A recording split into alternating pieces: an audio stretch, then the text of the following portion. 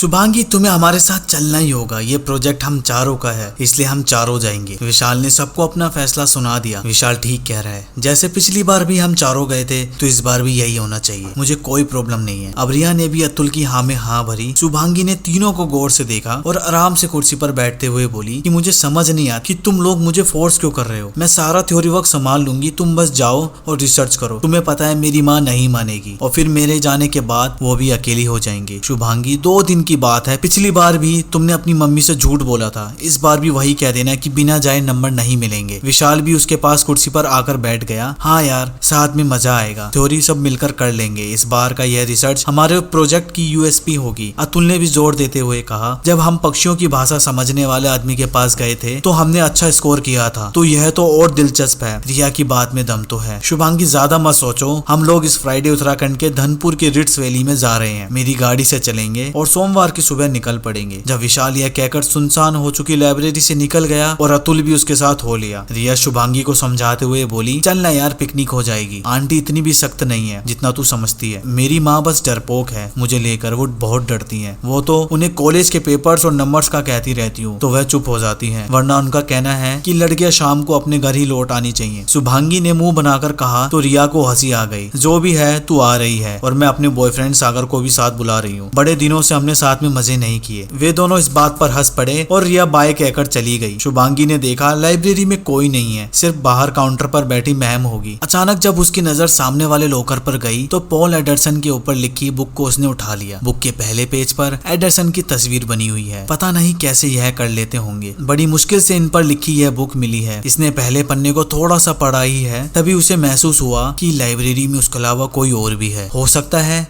Ma'am हो या कोई रह गया हो, आखिर इतनी बड़ी लाइब्रेरी है। यह सोचकर वह फिर पढ़ने लगी, मगर इस बार उसे कुछ गिरने की आवाज आई तो वह अपनी कुर्सी से खड़ी होकर उस आवाज की तरफ जाने लगी जहाँ से आवाज आई थी। पीछे की तरफ उसने जाते हुए चारों ओर नजर घुमाई, मगर कोई नहीं है। थोड़ा सा आगे बढ़ी तो देखा कि 4-5 किताबें नीचे गिरी हुई हैं। कौन है? शुभांगी पूछती गई। तभी एक किताब उसके सामने उड़कर दूसरी तरफ जाने लगी। वह बड़ी बुरी तरह से डर गई और जोर से चिल्लाई और अपना सामान उठाकर बाहर की तरफ भागने लगी। काउंटर पर मैम को ना देखकर उसकी हालत और खराब हो गई। शुभांगी, कहाँ जा रही हो? साइन तो करके जाओ। उसने पीछे मुड़कर देखा तो मैम है। इतनी डरी हुई क्यों लग रही हो?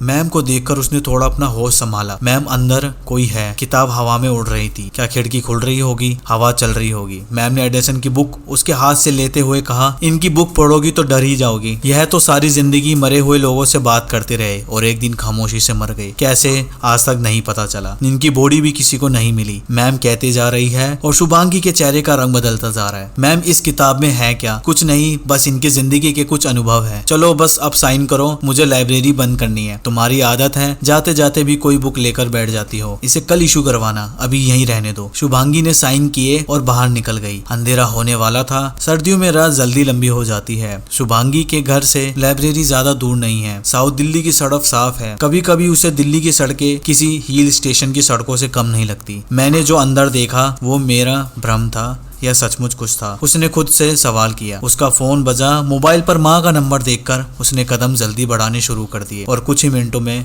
वह घर के अंदर पहुंच गई। फोन क्यों नहीं उठाती? माँ ने शुभांगी को झाड़ लगाई। माँ, शुक्रवार हम प्रोजेक्ट के सिलसिले में 2 दिन के लिए बाहर जा रहे हैं, सोमवार तक आ जाएंगे। शुभांगी ने खाना खाते हुए कहा। ऐसे कौन से प्रोजेक्ट पर काम कर रही है जिसमें घर से बाहर जाना पड़ता है? माँ, फेलोशिप है। माँ, फेलोशिप के लिए यह प्रोजेक्ट हमारे देश की कुछ अविश्वसनीय बातें करना पड़ेगा। शुभांगी ने मुंह में चम्मच डालते हुए बताया। कहाँ जाना है? बस माँ, उत्तराखंड की तरफ, ज्यादा दूर नहीं है, जल्दी आ जाएंगे। जो भी है बेटा, तुझे पता है मुझे बड़ी फिक्र लगी रहती है। अब यह बाहर जाने के प्रोजेक्ट बंद करो और क्लास में बैठकर ही पढ़ाई किया करो। माँ की आवाज में आदेश है। यह कॉलेज का आखिरी साल है और ये सब आखिर सेमेस्टर का पेपर वर्क है। प्रोजेक्ट से मास्टर में एडमिशन लेना और भी आसान हो जाएगा। शुभांगी ने खाना खत्म करके अपनी प्लेट उठाते हुए कहा, अब तुझे ज्यादा पता होगा, जा अब सो जा। माँ ने बात वहीं खत्म कर दी। इसकी आगे की स्टोरी कंटिन्यू करते हैं नेक्स्ट वीडियो में।